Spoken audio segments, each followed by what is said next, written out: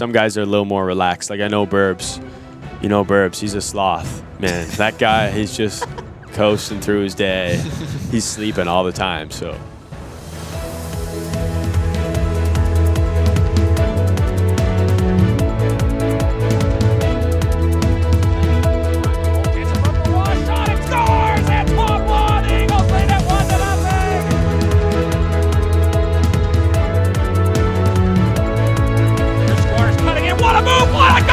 Cam Squires, and it's 1-0 for the Eagles!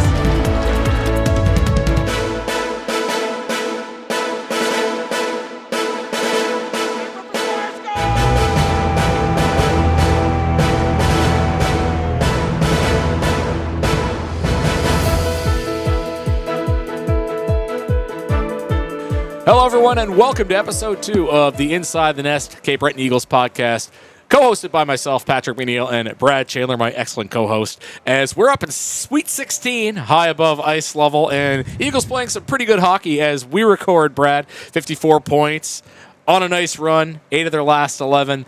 Obviously, you haven't seen the games in a row, but I know you're following closely. Yeah. How exciting has this run been for everybody upstairs in the Eagles office? Oh, there's something going on here, man. There's something happening. I think people can tell that, too. You know, this is a different team. All due respect, obviously, it's a process to get here. But, you know, I think people are really starting to believe in this team and they're very easy to get behind, I think, as well, right? We're getting goals from all 4 lines, and people who are scoring are supposed to score. People who are supposed to score are scoring, and people who are supposed to stop goals are stopping them. So. And Louis had said in the pregame recently, you have 4 different lines, and every line kind of has its own identity. That's right. And I think the fans are really kind of starting to get to know this team a little bit more, and it's a lot easier to appreciate that when you're getting results on the ice too. Exactly. Well, and that's kind of been the thing too, right? Is that we're always talking about, bringing fans to the building as well. But it's like nothing's going to trump a winning team, right? And especially like when we're having games. I think the game we had here against Moncton was probably the best game of the year. I would say, entertaining, right? It's like, and I mean, we're the latter half of the season. We play a lot of, division. We have a lot of division games against Charlottetown, Moncton, Halifax, and I think those are the games that fans want to see. And I think like if we keep playing like games like that, then it's going to be good for us on the leaderboard and also for in terms of attendance. Now, after that OT win against Halifax, you move within 4 points of Moncton. Now, I'm sure the coaches and maybe even the players will give you the spiel about not watching the standings or whatever, but the fans are watching. We're watching upstairs. How exciting is that? Getting the battle for home ice with Rimouski and maybe trying to move up the Maritime Division as well, maybe a little bit? Well, I mean, it just shows you how much a week can change because, like, I think Moncton was firmly in first for about, at the beginning of the month. It was weird with the percentages, but they were ahead of Halifax for a short period of time. And I know they still have games in hand. Yeah. I think they have 3 more games than we do have played. But in a couple wins, and the next thing you know, everything changes. Yeah. And I think we're 8 wins in our last 11, and of the 3 games that we lost, it was 1-goal games. So it's like you keep that up. It's like. I know that's what they tell you in day one in minor hockey. Don't worry about it. Just win. That's all you got to do. And if you're going to win, then it's only good things will happen. Winning solves a lot, both on the ice and, as you know, up in the office. You get a lot more engagement. You notice more people are responding to the social media posts when the team's on a winning run. Is that a thing? Yeah, definitely. I mean, no matter what we do, nothing's going to beat a Cam Squires overtime winner. That's video. True. So. That's pretty hard to top. Yeah. And of course, been an emotional last little while for the Eagles. Jacob Newcombe comes back. Yep. He's been great on the ice. He's jumped in like he never left. He's playing fearless. He doesn't mind playing in traffic. He's putting up points. And just that whole process of him coming back, it was special for us, obviously, but the whole hockey world was watching, and you probably had a better look at that than anybody. Yeah, and you know what? Like Jacob, I can't say enough how well he's handled the whole thing. I know he's not as I don't think he loves being in the spotlight. Right. But the way he's handled the whole thing has been very professional, and it goes to show why he is a leader on this team. And I think he's a very good role model for a lot of players out there and a lot of people outside the hockey world, which we have seen with this, because this story, it went beyond just this league. It went beyond the province. So it's a great story, and we're so excited to have Jake back. It's your first year working here, so you wouldn't necessarily have as much perspective in terms of how things will look in retrospect. But I think even in your shoes, you knew that being in that little presser announcing his return, I've been with this team for over 10 years now. That was really a moment, something very special. Just for me, it was just incredible, as you said, to see how he handled it. And obviously, Louis and the team did a great job as well. And obviously, the reach the story got as well, just how special was all that. And just, as you said, he handled it so well. Well, and something like that where I think we all knew, at least internally, that he would probably be aiming to come back soon. We hoped for this game a long time ago. We knew that the Hockey Fights Cancer would probably be around the time where he'd be able to play. And I actually, like a week before, as far as I knew, it was kind of like I don't think it's going to be Hockey Fights Cancer. Right. And then it was Tuesday afternoon, and it was like, yeah, he's 99%, and we're going to have the, yes or no tomorrow after practice. So from there, we were like, well, this is such a big deal that we had to set everything up so that Tuesday was a crazy day. It was just all day of setting up the press conference and getting everything aligned for Wednesday. Because, we went from not knowing really to in less than 24 hours, we had the press conference, and we had had to invite media and stuff like that. So it all happened so fast, and then the next day was the game. So and then he was back. So it all happened really quickly. But I think everybody handled it very well, and just to show you how important of a moment it was, not only for the Eagles but for the hockey world, is in the interview we did with Coach Robitaille after his return. A reporter asked him, like, how does this rank in terms of moments for you in hockey? And he said, like, it's can't be beaten. How do you beat that? Because it's not hockey, right? It goes beyond. It's a human aspect of the game, and that's really where what this is all about. And so it was a great moment. I'm very privileged to be a part of it, I think, too. Yeah, and to how late it came together. Usually, if a player is hurt, if it's a home game, I'll ask if he wants to come up just to talk about the game. And where he had joined the team full time at that point, I said, that'd be kind of cool to have Nuke on. Just, not even he's getting ready for a return. Just talk about the game and how the team's playing. And I messaged him on a Monday. He said, yeah, I could do that 100%. And then the next day, it's like, well, I'm not going to be available. It's okay. We would definitely rather have the ice, especially against his old team. It was such a special story, and it had such reach. Spitting Chicklets was talking about it. It was it was crazy. Sometimes the stars just align, because he was supposed to. Well, the funny thing is about how it was Hockey Fights Cancer is he was supposed to be part of the ceremony anyway. Right. We didn't think he was going to be wearing his gear though, doing it, playing it, being the captain for the faceoff. We thought he was going to be dropping the puck. And I'm sure that Biggs would have allowed him to be the C anyway for that game. But it's obviously we would have rather seen Zach Bigger on the ice. But it was almost serendipitous that he ends up being the captain. And he's playing against Chicoutimi, this team that's had all these changes since he left. And DeRosier is one of the 2 or 3 guys on their team that was there when he was a rookie. And they're standing next to each other during the anthem. Yeah, and unbelievable. Jacob's mom Stephanie was a rock star during the whole process too. I think I guess everyone's seen when she came in and did the starting lineup speech before the game, and was interviewed by Eastlink, and she's just very obviously very proud of her son, but she handled it like a pro as well. So got to give credit to her.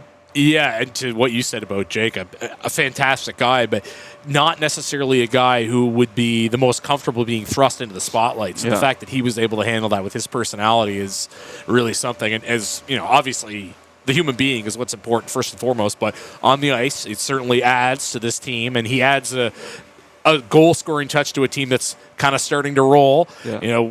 We're going to talk later when we have the Squires and Lavoie about the new acquisitions. Lucas Romeo is one of those guys. He's coming in, and he's putting up points, and Brady Schmidt's putting up points, and, of course, Cam himself is starting to light things up, and Olivier Hood's having this great second half. How fun have you enjoyed watching this team kind of fill the back of the net after maybe a bit more of a defensive first half of the season? Yeah, well, it feels like a completely different time frame when we're thinking about a time when we were struggling to score, right? And when we're getting shut out, and I think we've scored I know we're definitely way above zero now. Yes. But I know that was kind of, I think we had the least amount of goals scored in December or maybe even November. I think they definitely have that figured out. I'll give credit too to Coach Matt Anthony too for the special teams as well. The penalty kills, I think, if I'm not tops of the league. Top of the league, I think, yeah. The Knicks getting the power play up too. Exactly, slowly as the yeah. year goes on. And then obviously the goaltending as well. Like, can't say enough good things about the goaltending because I guess it was 2 records in the past 2 weeks of Roosh and Yak. So, yeah. And I mean, like you would know, like how all the good goalies that came through the system here. Like, what do you think of their play in terms of everybody else? It's been fantastic to watch. Rucci 173 minutes now. It is a bit of a team stat for sure. You know, the defenses made things a little bit easier on them, but they're making the save. But you look like even the non-NHL guys, you know, going back to the early days, a guy like Danny Lavoie was so good, and David St. Germain was so good. And then you look at the guys that had NHL pedigree. Fleury's the obvious one, but Pavlik and Houle played in the NHL, and Olivier Waugh was World Juniors. Like, the Eagles organization historically has been known for great goaltending. Yeah. And Rucci and Malota are bringing that back. And it's just such a fun dynamic, too. You've got Rucci as a first-round draft pick. He's 4th year in the league. And, you know, he's just been progressing that little bit every year, and then this is the year where it kind of all comes together. And then you have an import goaltender, first time we've had one in a while. There was a couple of years where you weren't allowed to draft European goalies, and he comes in, and just the two of them play off of each other so well. And Yak's trying to break rookie records. It's been awesome. It seems like there's so many small stories happening too, which I think is great. And that's what when you think back of like teams who've been successful, it's been like that, right? It's been these different stories happening throughout the team of goal scoring or for rather goaltending. Which has obviously been evident. But I think 2 of the big puzzle pieces of our success we'll be bringing on in a couple of minutes. Why don't we grab Lavoie and Cam and see what all the fuss is about, eh? Let's do it. I'm looking forward to it. Boys, thanks for doing this with us. We really appreciate it. No problem. Thanks for having us. Just had a big day of practice. What do you think of those morning practices? Cam, you were telling me you kind of like those better than the afternoon practices? Yeah, I think they're good. It gets you into a good flow of the day. You know, mornings are always a good time to practice. You're fresh. You know, your body's good to go after a good sleep. So it's been good for the boys. Bob? Yeah, it's been great since the new year. Practicing in the morning, I think it's something new for us. We didn't have that last year, and I'd rather have that because after that we have the day off. Team's rolling, too, coming into the second half. Is it all the morning practices? What's the secret ingredients? I believe so. No, I'm joking. So, no, I think every practice board's working hard, and it pays off in the game. It seems like you guys, what do you think is the biggest difference since, I guess, Christmas? Because it's really been around Christmas break that things have kind of taken a turn. What do you think has been the biggest difference? I just think it's been a kind of domino effect into something starting to go right. I mean, obviously we were picking at it. We were doing a lot of the good things, and then eventually, we knew we just kept hitting away, pounding away at the stone. It was going to crack. So I think just stringing together some wins was nice for the boys. We've been playing well, trying to get more consistent. Obviously, every team strives to do that each game, but I think good coaching and executing each night has been huge for us. That was a great saying. Can everybody? I never heard that one. Well-deserved round of applause. yeah. Thank you. And what about the crowds? Because the crowds have been very supportive, and I think last game here was probably the best atmosphere we had all year. Yeah, the crowds have been great. Obviously, they give you that extra support, especially playing those divisional rivals. It's huge. You're out there and you want to play. You want to play good for a packed house, and you want to give the fans something to come back for each night. So that extra support has been huge.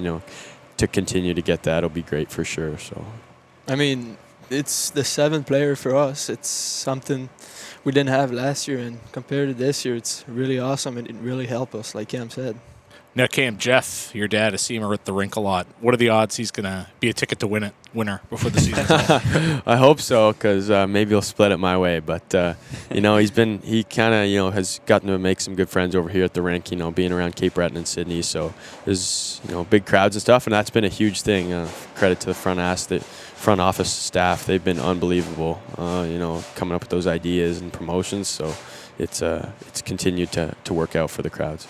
I think the first thing that Cam said after we did the ticket to win and we announced it, we said, well, can I get tickets for that? Or? Yeah. I think that goes a common question. And I should note all the families are very good to support. I think he's just the guy that I run into the most. Yeah. For whatever reason. Well, the first one was Cal's great aunt or something. Yeah. So, I mean, it's always, I guess the chances of that are actually pretty. You ever found out what was in that box that he had coming back from that shopping spree? Did we? No, it was a Christmas tree. Oh, yeah. Yeah, it was just in the office, so we just grabbed it. Very good. Yeah. Very good. Lav, you just got back from a big trip to Moncton, the NHL Prospects Game. Tell us about that experience, because I'm sure it was memorable. Yeah, great experience. Great people there, the staff, the players, and all the people that arranged that tournament for us was awesome. I mean, you're playing with the best of your age and gave another challenge. For me, the game was, I think, way faster, and I just improved on that. And all the tests we did and meeting all these people was just awesome. And tell us about some of the players you were playing with, because obviously like the biggest names out there in junior hockey, really. So I was partnering with Yakimchuk, don't remember his first name. Was a great player. And in offense, we had Teja Ginla, Berkeley Caton, Green 3, and all those guys were really awesome to play again with him. And I hope I'll play with them again. Yeah. Yeah, you get to play with Caton. You were against him at U17s. So. With who? With Caton, you played against him at U17s. I play against him, and remember he was going down with me one-on-one, and was like, okay, got to do something now. And he put the brakes on and made a quick move, and I was not there.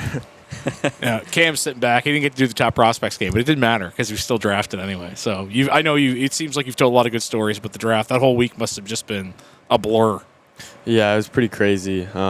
I mean, the top prospects game is a great game, and Lavi got to go there, show his skills. It's obviously really good for the players to meet the other players too. So, yeah, but the draft week was crazy. Like, I've told stories before, but it's really just from when you get your name called at the draft, it's blur. But then you're so many emotions rushing through your head and stuff. So walking down there, shaking all the hands, you're meeting 50 new people and stuff. So, but you really just got to take it all in. Like it's a kind of peaks and valleys type thing. You got to kind of look to maintain, ride that level wave. But for me, it was great to spend it just with the family, my brothers and my mom and dad. They've been with me my whole hockey journey. So to be with them and share it with them, get to see the smile on their faces all week was great too.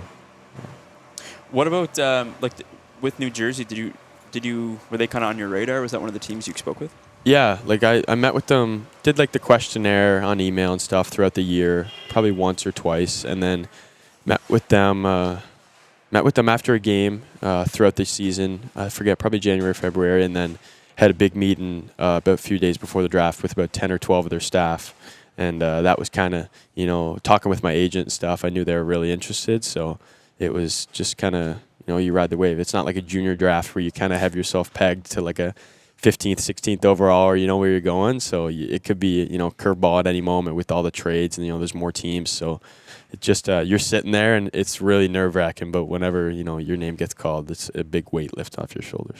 Is there anything different about it that you didn't expect, that maybe players wouldn't expect until they actually have done it? I don't know. I had some pretty good advice going into it, just to kind of not get too high and low. But it really is just to kind of stay in the moment. Everything was kind of what I expected. I mean, obviously the venue and stuff is so first class, and I really like the crowd atmosphere of it. The fan part of it. I didn't expect there to be so many fans at the draft. I thought it was just going to be media personnel and just a full lower bowl, but that whole upper bowl in Nashville was filled, like packed shoulder to shoulder with fans, and like the whole first round, they were booing and cheering, like trades were being made. And I know Nashville had, I think, 1 or 2 first rounders, but then they made a handful of trades, and they had like 10 picks. And so the fans were going nuts, especially when they got like a guy they liked. They would just erupt. And if a GM came up, or every time the commissioner and stuff went up, they would let him have it. So Gary Bettman, not popular. There's part of Cam that's wondering, I wonder if I want to play in Nashville just to get that big cheer. Drafted her. Exactly. And Lavi, are you like trying to pick his brain? You and Yak trying to pick his brain because you're both on the radar and the central scouting top prospect list. Are you asking him about the whole experience? How much is that a good resource for you to lean on? I think Cam is the great spot to ask for a question about all that. He went through that last year, so if I have a question, or me or Yak have a question, Cam is there for us. He's going to help us. He's going to do things right to do, to go in that thing, all meeting all the people and all that. So I think it's a great resource to have Cam there. What about the Q draft? Because what do you think would be the biggest difference? Obviously, the scale is a lot different, but what was your experience with your Q draft year? So that was still online in the Q draft in 2022. So Yeah. Cape Breton made me come down here with all the staff, the coaches, everyone. They draft me here at the hotel, the Simon's Hotel. It was awesome for me. And last year I've experienced the 2023 Q draft with Patty. Yeah, I went there. Him and Rooch were big help getting interviews set up. So I experienced that. We draft Emil Ricard. It was something really special. I think he really liked that, and every player liked that. And in 2022, I also experienced the NHL Draft in Montreal. So it's bigger than the Q Draft, and it's really awesome. Like Cam said, all the fans was packed and booing Gary Bettman. So I think it's something really special. Yeah. Caccini's not going to get booed at the Q draft. No. He's only just starting, so gotta give him a warm welcome to the league. It's hard to please everybody, I guess. That's true. That's true. And Cam, what about because you were there for your brothers as well? Yeah. In 2019, it was my brother's Q draft, the 03 draft class, and that was in the Videotron. So I think that was, a big draft and, a big moment for him, because that was very similar to the NHL draft, on a scale, because that rink is, NHL level. Yeah. It was like the full, they had the whole floor set up and everything, and the stage was huge. So in terms of like venue, it was very similar, but just kind of going. Bridgestone is probably one of the better. 100%. Yeah. Like going through that week with him was cool. And, I was probably 15 or, 13 years old at the time. He was 15 or 16. So it was pretty sweet. And then, Nashville was sweet. Like, I remember we were staying at the Margaritaville Hotel, which was the street up, and then the main strip, and Bridgestone is right on the corner, and it kind of surrounds everything of the main strip of bars and, honky tonks. So it was crazy. It was also like in June, so it was like 30 degrees Celsius, and so like boys were walking around in suits and like polos for interview and dress pants, just leaking. Like I remember like I was like wanting to wear shorts, but you gotta look professional and stuff. So it was a fun time for sure. Are you saying wearing shorts isn't professional? Yeah. Now Lavie's, the wheels are turning in his head. I got a lot to worry about with this draft stuff. Now I got to think about wardrobe too. Do you think any cooling techniques so you can keep cool for the draft? Yeah, it's Vegas. Well, right? I think is it thing Vegas? about it, because it's really hot in Vegas, eh? Ooh, yeah. The desert. What a two great spots to go. Yeah. Nashville's sort of like the new Vegas in a lot of ways. Definitely, yeah. But like Cam's all about Nashville because he loves the country. I think Lavie's a bit of a country guy too. A little bit, Ish, yeah. Is that I more think, now I think because you're on the he's East more Coast? Vegas. I'm more Nashville. Oh, okay. Yeah. Thomas But, Lavoie is going to dress up as an Elvis impersonator for the next game. The suit game's a good good topic too. You grew up in the country? Not really. Kind of in the city of Charlottetown, but my father, got country genes. But I'm pretty sure everybody from PEI's got a little country in them. little red dirt. Yeah. Red dirt. Supposed to be. Oh yeah. Is that a culture shock for you coming to the Maritimes from Quebec? A little bit, I'm just beside Montreal, and coming to Cape Breton, it's not the same thing. Yeah, so, but I mean, it was great coming here last year. Great Billet, Cam and Will Shield were my two first people I met here. They were living just behind my house, and I mean, they made it easier for me, and I'm really grateful for that. Yeah, what was your first reactions when you guys were chosen by Cape Breton? Like, did you know much about it? I'm assuming you know more than Lav would, but what did you know about Cape Breton before you came here? Yeah, for me, I remember the draft. I was sitting in my living room and just with my brother and stuff, and Cape Breton had traded for that pick right in the start of the second round, and talking with my agent, I kind of knew I'd be right around the start of that second round. So whenever I think the first pick of that second round went by and Cape Breton was on the clock, like got a phone call, and then I seen it on the screen. My brother was more excited than I was. I think he was ecstatic just to get the chance to play with him at the junior level was crazy. Not a lot of brothers get to do that. So I knew, Center 200 is a great rink and stuff, and they got, renovations with the new boards and stuff. So I think it was pretty sweet. I knew a little bit about the city, but I never played any minor hockey here. I played against some of the local teams in like the Ice Jam and stuff, but coming here was great. And the billet situation, extremely, grateful for them and stuff. So, and then the changes, obviously to here in my third year, there's been a lot of changes, front office to coaching staff to players. So it's been a whirlwind 3 years, but Cape Breton's been great to me so far. And you live with your brother when you came My here? first year, yeah. So that how made lucky it. is that? It was pretty sweet. Just made it, just like home, really. Yeah, parents probably like that too. Yeah, definitely. They could kill two birds, one stone coming up, see games. Yeah, and you stuff. get two birds stoned at once, but Persons are used to having two billets, so it worked out well for them. And Yeah. Thomas, you got to meet your billets before the season started, didn't you? I met them at the draft, Yeah. so I knew what Dylan I had before the season. That's pretty good. Yeah. Now, how far in advance did they tell you? Because just if people didn't follow the league that year, there was no in-person draft. But since you were number one, the Eagles could kind of come in and wine and dine you a bit, which was really cool. How far in advance did they tell you so that you could start making plans to come to Cape Breton? 3 weeks before the draft, they came down in my area. They met me there, and first thing they told me when we started chatting, they was like, "It's not an interview today, but it's more a meeting." So they wanted me to make a decision in the next 2 or 3 days to prepare all that stuff for the draft here, I guess. So in 3 days, I took my decision and I said, yes, I want to go Cape Breton.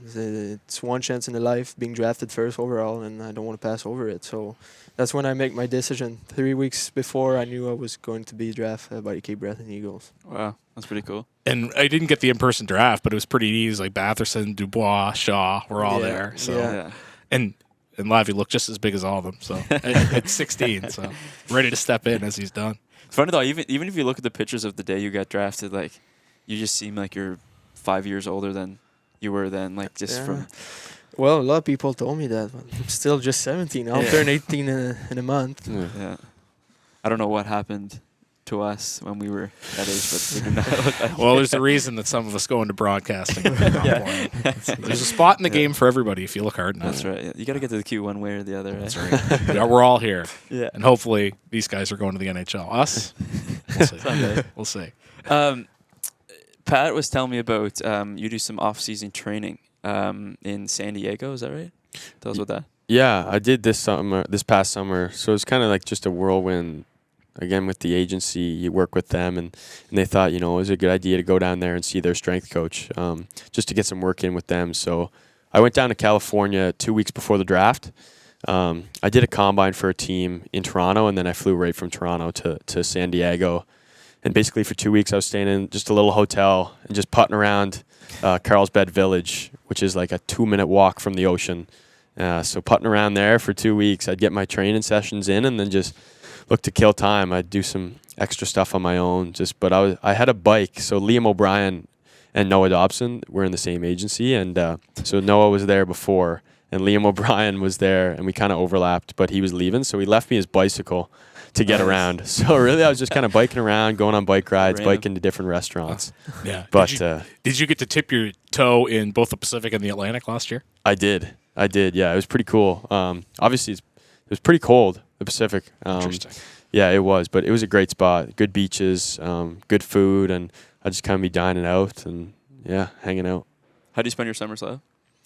Well, I was working out 5 times a week in the gym, Monday to Friday at 9 a.m. And after that, I was touching the ice probably 1 or 2 times a week, and I had my weekend off. So that's basically my whole summer. And I've worked a little bit too, make some money, and probably that's my summer. Yeah. And get ramped up more, even more this year, I'm guessing, the NHL Draft. Yeah. So I was working out way harder than the past few years because I knew it was my summer for my NHL Draft or my season for the NHL Draft. So working harder. It was reminding me there when you were talking about working out and working all summer. Obviously, big news the last couple of weeks was Newcombe's return to the team, and his mom was telling about how he never stopped working out, never stopped working. He just kind of up at 5:30 every day. From a team perspective, obviously to get your teammate back, what's it like having him back? Nuke's a great guy. I mean, you guys know him. You met him a little bit here. So for me, I sit across from him on the bus and stuff, and me and Nuke have gotten to be pretty close. So he's a guy that I look up to. Before his battle with cancer, I'd look up to him every day, just in his daily habits. He's so professional. And then it doesn't even surprise me. I'd be kind of texting him and Snapchatting him. When he was going through his treatments, he'd be out in the morning at 6 a.m. At the crack of dawn, chopping wood out back. So he's a country boy for sure. I think he's grew up in Sambro a little bit, or so.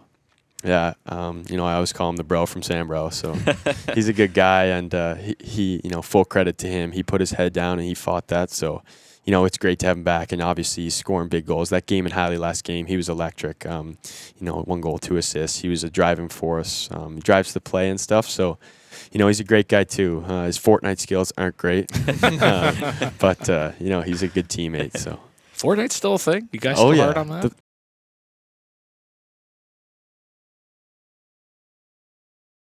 It's like sometimes they play either NHL or Fortnite, but it's usually in phases.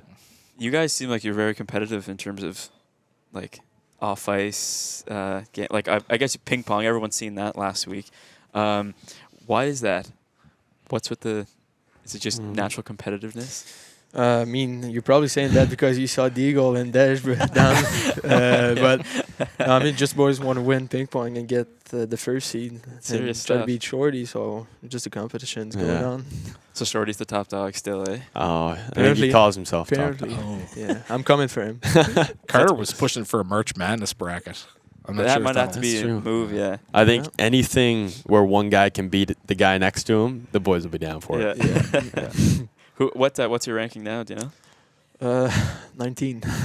Oh, Just you're on the started. board. Just started. Lil Buzz took a hard fall from number 6 to 18. Oh yeah. Wow. Who'd you In lose one to? shot? Lil Buzz not buzzing. What? In one shot? No, like I slowly got beat by like 3 or 4 guys. But Oh my. Well, that was like Yak. They were just talking about it. Yeah. Said he started high and then throughout the day he went up and then now he's back to where he was. Yeah. Yeah. How many games are you getting in the run of a day? You can play on like we've had a lot of practices the last few weeks. The way the schedule's worked out with weekend games, no weekdays, but you can play like on a practice day. You could probably play like 5 or 6 games or so. No discussion about taking the ping pong table on the road?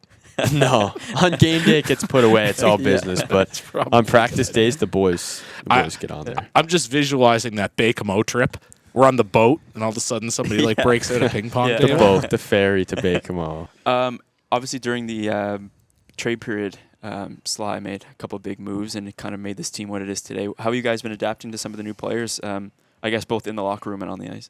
I mean, for me, the biggest trade was probably Shieldsy. Was close to him. He was one of my first friends here when I got drafted. He was living with Cam just behind my home, my billet. So it was kind of tough to see him leave for Charlottetown, divisional rival. But I mean, it's awesome to have Rome's the room. It's forward we needed. He can hit, can put the puck behind the net and all that. So it's a great forward to have. Chucky's now in the lineup, and all those trades have been awesome for us. And obviously I guess nobody would know Thomas Sabulka better than you, your D partner. How's it been playing with him? Thomas is a really great player. He's awesome with the puck in the offensive zone, defensive zone. It's really good to play with him. And Cam gets to live with him, and that's the Yeah, first there you European that your billets have had, I think. Yeah, I'd probably know him a little bit more than I him, was gonna the say, only yeah, guy. But yeah, it's been good. I live with my brother and then Shieldsy and now Tommy. So a hard been lineup. fortunate to have some good billet brothers. But yeah, the trades. Obviously, it's tough losing a billet brother, a guy that you spend every day with. Especially when you're living away from home, you get so close with the team. It's like your family. So obviously, it's tough to lose any teammate to another team, but you want to look for their success too. You want to be happy for them when they succeed. So, and then getting Rome's, he's been great. He's been, very physical, like Lavi said, putting the puck in the net. So he's been doing his job, and it kind of brings us that size and weight and depth to our lineup. Really, we've had an up and down, and we've been playing, up and down the lineup, and guys have been performing and executing. So, and then Tommy coming in, La Rochelle and Chucky, they've been doing their job, helping the team each night. So. Tommy coming in, Sabulka on the back end. Our D-core has been great. They've been, exceptional, not just on the penalty kill, top of the league, but, 5-on-5, they've been joining the Rushmore and getting active. So Tommy's, so skilled, could stick handle in a shoebox, could do, anything really with the puck. So he's been great up top on the PP too, kind of adds those 2 looks. You have Schmitty on the second unit, he's arguably a first on any other team. So it's been great to have that depth, and a lot of guys have been contributing on the back end. A lot more room on the ice, too, with all these big guys, right? Definitely, yeah. It's fun to watch. In terms of off the ice too, like good guys, I've noticed they've kind of gotten right into the mix. And what's that like when you get new players? Like it must be kind of. I think on the last podcast we were talking about even just picking up ROMs like on the way to Quebec.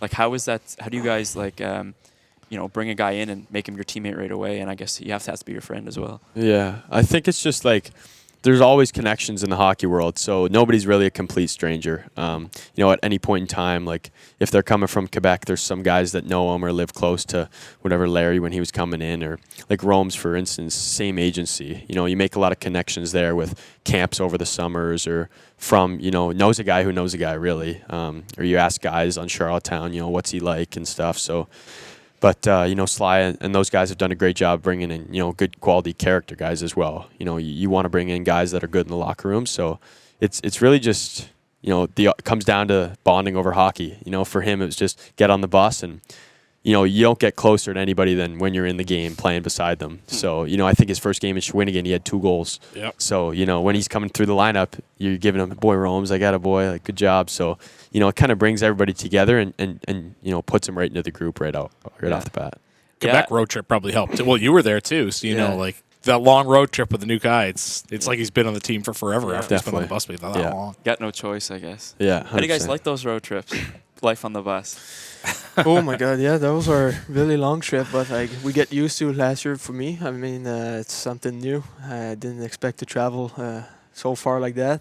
I mean, you're sleeping in the bus, you're chatting with the boys, you're playing on your phone, you're listening to music, and just go away faster.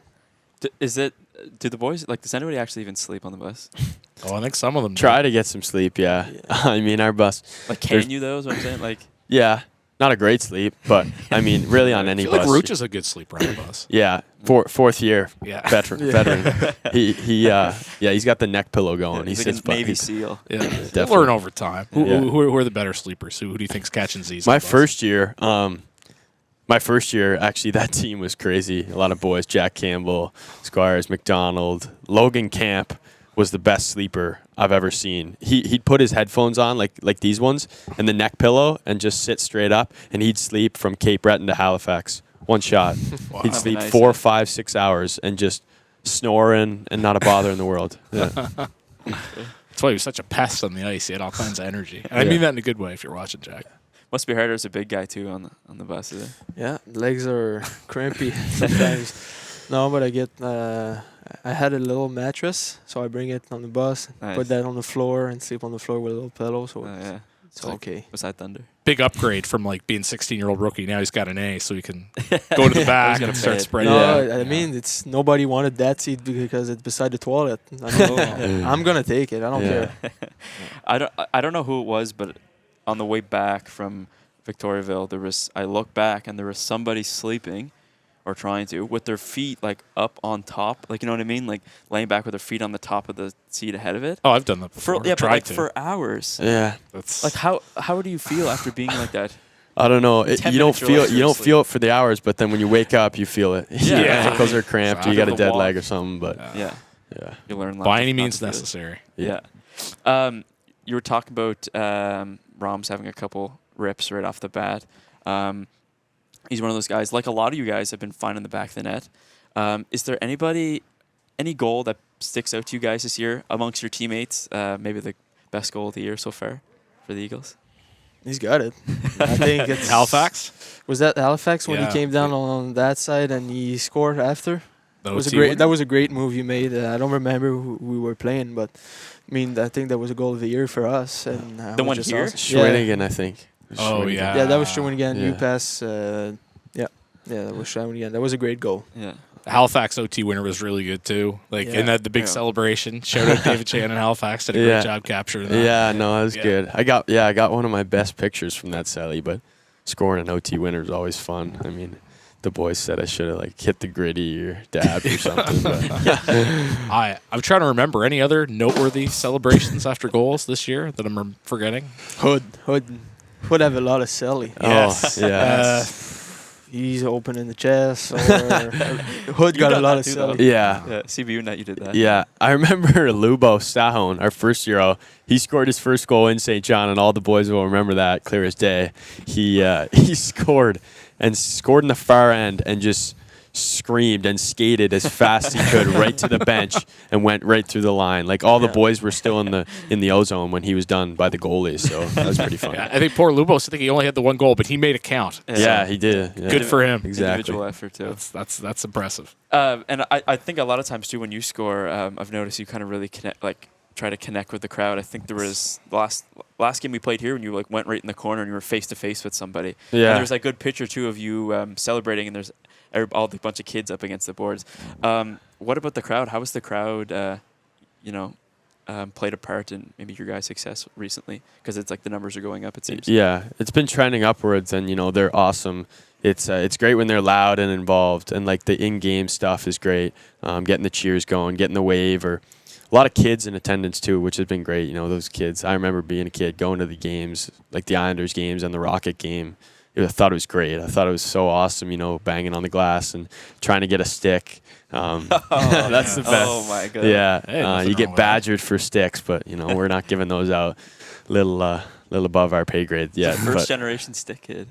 Yeah. Well, Lavi, your mom and grandma are part of the traveling contingent in Quebec. Do you guys hear the fans on the road? Like in Halifax too, you'll have a lot of Eagles fans there. Yeah. You guys notice that? Yeah, in Halifax, but I mean, like you said, in Quebec, there's always like couples of Eagles fans. I mean, we're a lot of Quebec guys in the team, but just not my family, so their family too. Yeah. And I think it's when we played their second trip in Quebec with the Drummondville one, Yes. the Blainville. Blainville, and the Sherbrooke one. We had a bunch of crowd there, so that was awesome. We got a win in Blainville, and we saluted. Yes. Or it might have been Drummondville. We saluted the crowd, or Blainville too, and there was probably like 500. It was like No more way. Eagles fans almost. It was crazy. Ricky's whole family. Yeah, Yeah. pretty much. I always tell fans here, like hardcore fans who like to travel, I say there's certain spots in Quebec they need to see a game just to experience that different culture, but also almost home game away from home. It's Yeah. something special to that for Well, sure. that's why you can't really go wrong with a Halifax Cape Breton playoff series either, right? Because it's Yeah. just That'd be Toronto, awesome. I would Ottawa. like that. Yeah. I would like that. pretty That'll be sweet last great year. games. Yeah. You're pretty good. You were mentioned before, Lil Buzz. Where does that come from? I don't know. I think First time hearing this, by the way. He's There's Lil Buzz. there's That's self-proclaimed or what? no, it wasn't. Buzzy B. There's a picture somewhere. I'm sure you'll find it, and I don't know if you'll put it on the thing.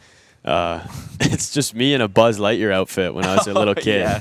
So it's pretty funny. But and that came, and it's grown a long way. I think Louis likes it a lot.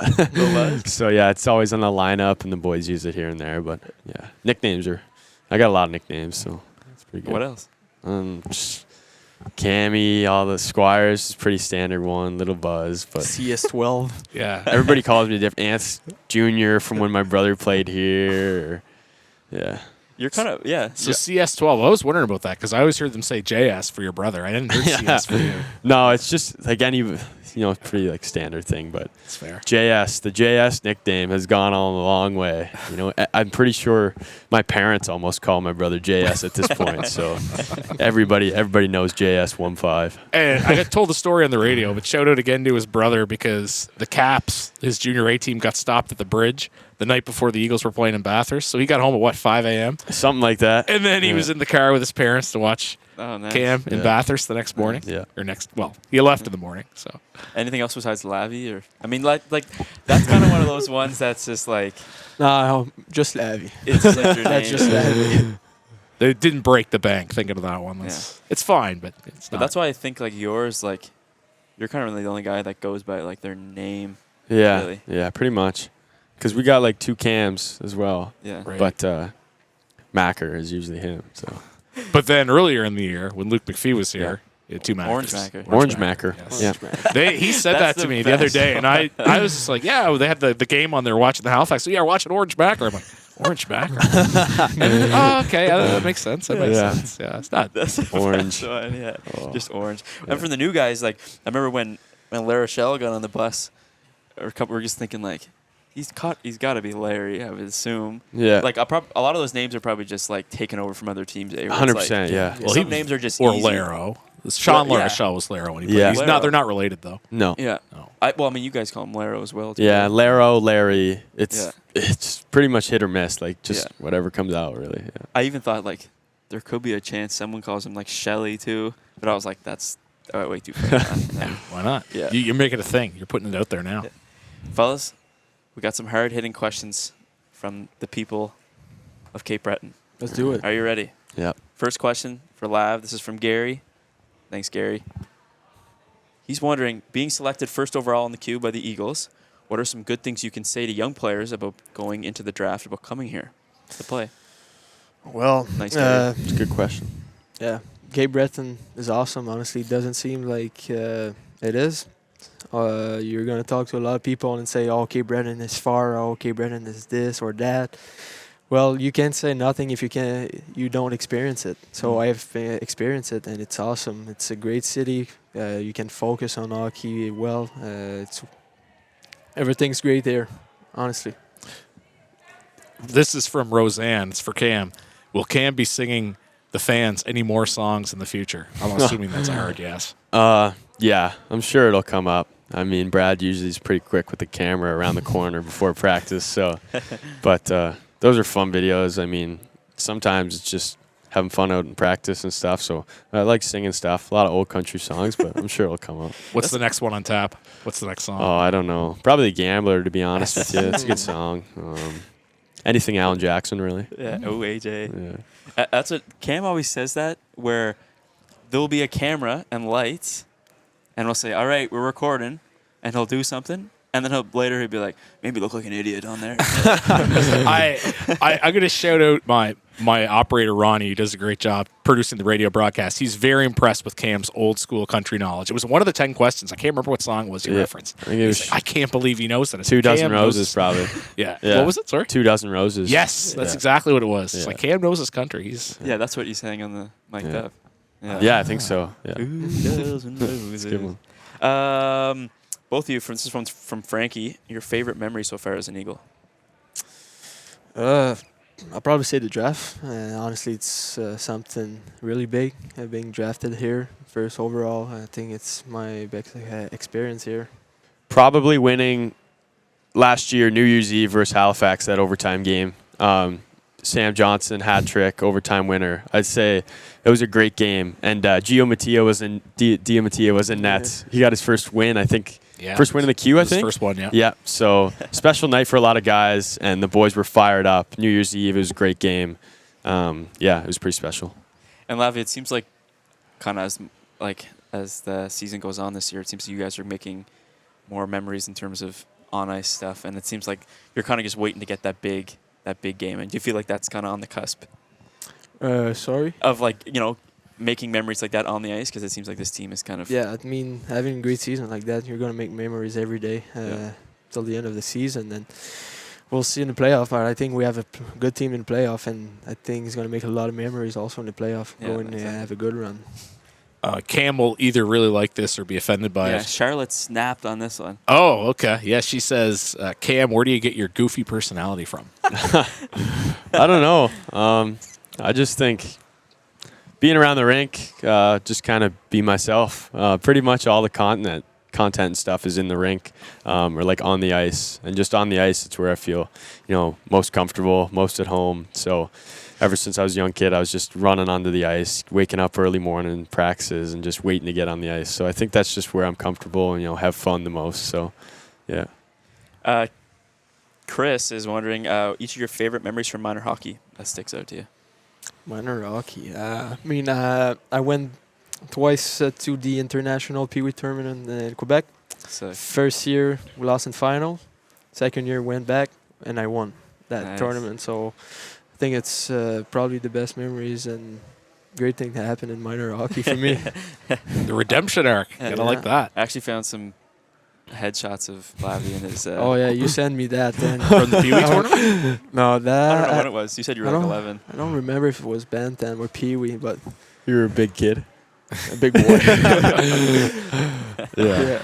I actually got to go to the Pee Wee tournament as well with the junior Islanders. I was probably, I don't know, I think so it was Pee Wee. So I went with the 03-02 group that year. And so I was like, I don't know, like 10 maybe or something like that, 11. And that was crazy. Just the pin trading and stuff was so Yeah. cool. I think I still have the pins somewhere in my house, but that was awesome. And like going around, we went to like Valcartier, sledding and stuff. So it's pretty much a whole trip. And then you play some hockey on the side, really. But it was fun. Like our first game, I think we played like Italy, team from Italy, and No then we were way. playing like a team from Japan and stuff. No so way. it was That's pretty sweet. It was a lot of fun, just hanging out with all those families, and that was really fun. It was Jason that asked this. I don't know if this means anything to you, Brad. Who's on Ox? Big one. It's a big one. I am on the That's Ox, him. Yeah. Putting some remix before the game, trying to pump the Big boys booty up. mix. Yeah. Can be Big Booty Mix or some other ones are on SoundCloud. I don't remember the names, Yeah. but just putting that before a game. Usually country on practice days, Yeah. chill days, workouts and stuff. Yeah. With Yeah, the you guys kind of country. play a little bit of everything, don't Yeah. you? Right? Yeah. Any Sometimes I'm putting raps when everybody left. Yeah. When Squires not at the ring, I'm putting raps, so Yeah. nobody can complain. Well, Cam, since you've been here 3 years, is this like the most country-leaning team we've had? I feel like it's veered from rap in the past to country. Yeah, I'd say. Like my first year, there was a small group of boys, like I said before, Jack Campbell, Matt McDonald, Kiefer Lyons, Jake, Shorty, pretty tight group, and they were old school good fellas. A lot of funny stories that I probably can't share on the podcast about those boys, but they were great guys, and other than that, but I'd say it's country. Like Lavie was 16 last year DJing, and he's 17 again, so Damn. he'll be on DJ for a while, like I said, but. I think probably the most because we have a lot of maritime guys. So, Right. Is anyone other than Jude pushing for rock? I think Jude's the only one. Yeah. Jude loves that old school rock. Yeah. ECDC. Mac or Cam McDonald Yes. rocks that Guns N' Roses hat everywhere he goes. He saw them in the summer, I think. Yeah, he did. So I don't know. He could probably sing "Welcome to the Jungle" or something in the shower. But Well, that Spotify Wrapped was everybody was just It was heavy Or country. Whalen, I Chuck guess, was yeah. Drake. More Yeah, like Chuck Jude Wallen. was Yeah. Jude was Guns N' yeah. Roses. That was but pretty much Jude's that 80s rock, like Yeah. Motley Crue. I mean, he had the handlebar mustache going in November. Yeah, So, come yeah. on. Ross the Boss, right? yeah. Oh, this is you, yeah. Cam, this is a big one for you. Maya is wondering if you'll marry her. Is that it? I don't think I'm ready to settle down yet. Okay. I think I got a few more years in the game. We'll see how that goes. Come back to me in a few years. I think we'll leave that where it is. He's got an offer already. Politely. That's good. Politely. Yeah, okay. This is from EJ. Would either of you ever try Ringette? Or have you ever tried Ringette? What? Ringette? Ringette. Have you ever? Was The that? sport with the stick and the ring?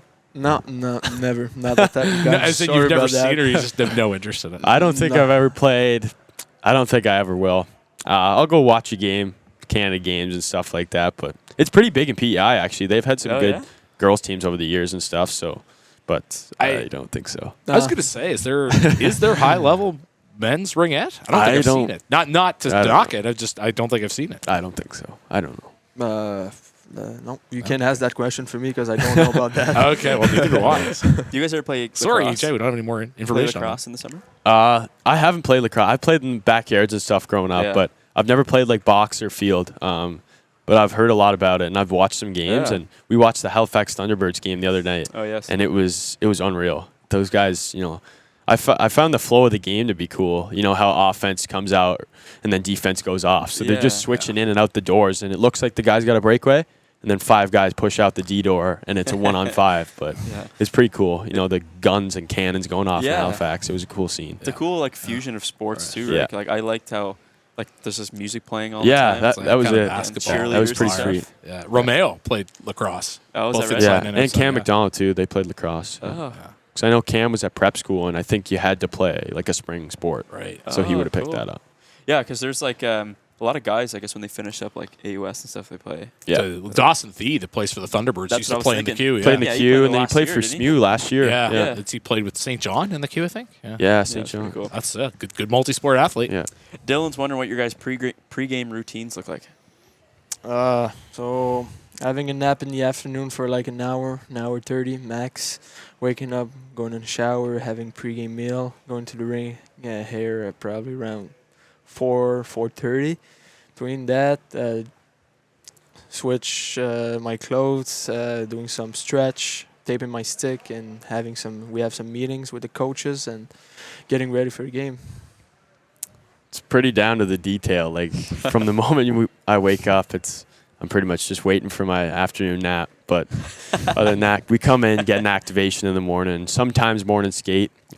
Depends on our schedule or if we touch the ice a lot that week. But yeah, every game day at home for me is the exact same.